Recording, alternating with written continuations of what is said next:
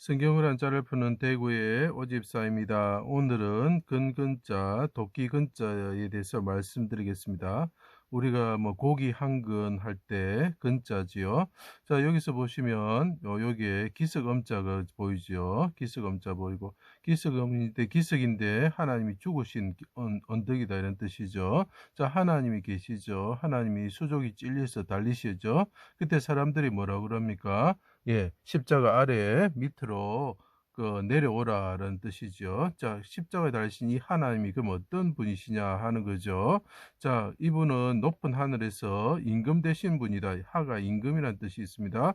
하나님이신 예수님이 낮은 땅 아래로 이분이 하나님이신데 이분이 그 산 그 언덕에 오셨다라는 거죠.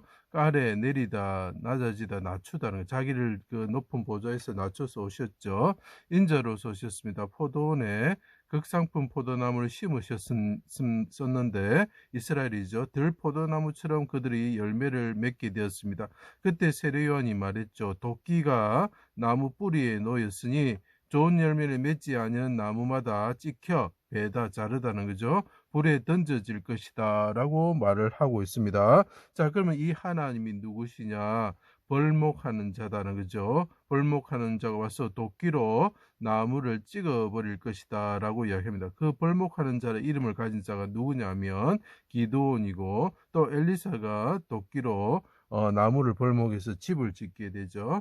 자, 하나님의 아들이 자기 땅에 오셨을 때 악인들이 골고다 언덕에서, 자, 골고다 언덕 기스검자인데 여기서 이렇게 비침별이 조금 올라감으로 해서 그 언덕에서 죽으셨다라는 것이 되겠죠. 언덕에서 십자가에 수족이 찔러 달아 죽이고자 하였다. 자, 그분이 십자가에 달고 수족을 찔러서 달았다라는 거죠. 자, 그래서 이 하자가 또 없애다, 제거하다 이런 뜻이 됩니다. 성전을 헐고 3일 만에 짓는 자여 건축자들의 버린 돌이 집 모퉁이의 머릿돌이 된다고 하지 아니하였느냐 이 말이죠. 네가 그때 네가 모퉁이 돌이라 하지 아니하였느냐. 그 건축자들이 머릿돌이 되고 모퉁이 돌이 되려면 돌을 방망이와 도끼와 철 연장으로 다듬어야 되는 것입니다. 자, 하나님의 아들 이스라엘 왕이면 네가 메시아이면 기름 붓는 자이면 그 기름은 어떻게 되어 있죠? 여러 가지 기름의 그 세겔로 되어 있죠. 그래서 무게 단위로 근자를 사용할 수 있습니다. 내려와서 보고 믿게 하라 하고 조롱하였습니다. 자, 여기서 사람들이 조롱을 하였죠. 자, 이것을 이사에 보면 도끼가 어찌 찍는 자에게, 아까 말했죠. 기드온과 엘리사와 같이 찍는 자 하나님에게 스스로 자랑하겠느냐. 자, 하나님이 계신 분이 십자가에 달고 골고다 언덕에서 십자가에 달고 말을 합니다. 내려오너라 라고 이야기를 하죠. 도끼 된 자들이 찍는 자에게 자랑하는 것이요. 톱이 어찌 켜는 자에게 스스로 큰 차 하겠느냐. 이는 막대기가 자기를 들은 자를 움직이려 하며 몽둥이가 나무 아닌 사람을 들려 함과 같다 라고 이야기를 하고 있죠. 그 도끼 근자가 됩니다. 해가 빛을 잃고 어둠이 임할 때에 하나님이 임재죠. 하나님이 임재하실 때에 십자가에 뚫려 달리신 하나님께서 부르짖는 내 영혼을 아버지 손에 부탁하나이다. 크게 부르짖으셨습니다. 문향처럼 기도하셨죠. 영혼이 떠나셨고 백성들의 죄를 담당하시고 영혼을 속건제물로 들이셨습니다. 죽음의 큰 물에서 자기와 자기 백성을, 자, 아까 도끼 같은 자들이죠.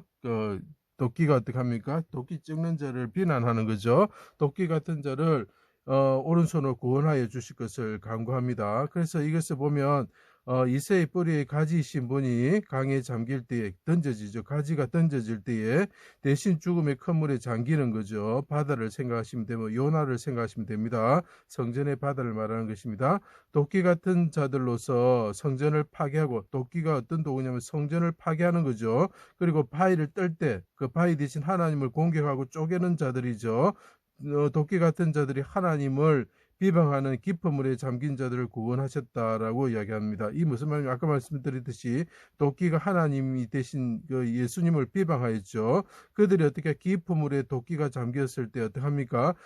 엘리사가 가지를 던져서 그 가지가 대신 깊은 물에 잠길 때 어떻게 됩니까? 도끼가 떠올라서 그들이 구원을 받게 되는 것이죠. 그 이야기를 하고 있습니다. 단순히 엘리야가 도끼를 띄우는 산신령 같은 그런 우리 그 전례 동화에 나오는 산신령 같은 그런 역할을 하는 것이 아니라, 그런 기적을 보이는 것이 아니라, 도끼 같은 자들이, 도끼를 잡은 자 엘리사와 같은 자를 비방하던 자들이 살리시기 위해서 그분이 대신 이 새 뿌리에 가지신 분이 들어가셔가지고 구원을 해 주실 거다라는 거죠. 자, 그래서 제자된 자들의 거처를 생명수 강가에 요단강이 상징하는 거죠. 짓게 된다라는 내용이죠. 자, 엘리사와 그 예슈아라는 뜻과 같은 것입니다. 백부장과 군인들이 보고 진실로 살피다는 뜻이죠. 진실로 하나님의 아들이라 말했고, 요한이 보고 살피다는 거죠. 참임을 증거했습니다. 이 일 후에 뒤에 아리마대 요셉이 예수님을 십자가 위에서 내려서, 자, 골고다 언덕에서 예수님이 죽으셨을, 하나님이 죽으셨을 때에 어떻게 한다고, 그 십자가에 달리신 분을 내려서 어떻게 합니까? 니고데모와 함께 몰약과 침장을 섞은 것을 100리트라쯤, 이게 뭐냐면 327g입니다. 우리가 말한 한 근이 375g입니다. 자, 물론 고기를 할 때는 그 600g을 사용하지만, 이런 향을 사용할 때는 한 근을 375g을 하죠. 그게 100리터라고 거의 같습니다. 그래서 한 근의 이분을 내려서 한 근의 그 100리터의 향품과 몰약과 침향을 가지고 유대인의 장례법대로 향품과 함께 세마포로 싸서 무덤에 모셨다. 자, 그래서 도끼라는 말과 건이란 말이 너무나 다르지만 그것이 하나로서 사용될 수가 있는 것입니다. 그래서 그 향품과 함께 세마포로 싸서 무덤에 모셨다. 그래서 우리가 집 호자에도 같은 패턴이 있죠. 여기서 보시면은 어떻게 됩니까?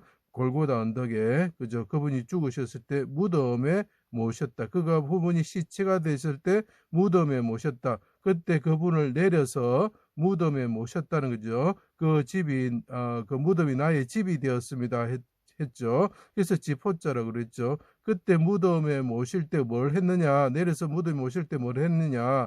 100리터쯤 되는 몰약과 침향을 사용해서 향품과 함께 세마포를 싸서 무덤에 모셨다라는 거죠.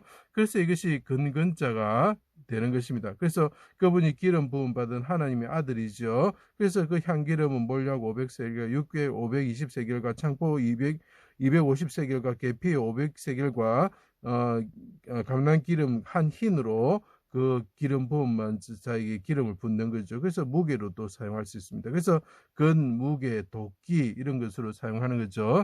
자, 이분이 도끼로 나무를 찢기 위해서 이 땅에 내려오셨습니다. 그렇지만 하나님께서는 어떻게 하십니까? 그에게 죄를 담당시키시고 그분이 향품으로 장례되게 되는 자가 되게 하셨죠. 그래서 어떻게 합니까? 이 도끼 같은 자들을 물에 빠져가지고 영원히 건져낼 수 없는 도끼 같은 자들을, 그분이 하나님이신 이새의 줄기에 싹이시며 뿌리에 가지신 분이 대신 깊은 물에 들어가셔서 하나님이 임하시는 면 어떻게 됩니까? 물의 흑암과 빽빽한 구름이죠. 깊은 물에 그분이 잠기셨다는 거죠. 대신 그 가지 되신 분이 잠기셨을 때 그 어떻게 됩니까? 무거웠던 그 도끼가 떠오르면서 어떻게 됩니까? 구원을 받게 되는 거죠. 그 도끼는 네가 하나님의 아들이면 내려오라고 조롱하였던, 그 찍는 자를 조롱하였던 자들이죠. 그래서 이것이 도끼 근자가 되는 것입니다. 제 강의를 들어주셔서 감사합니다.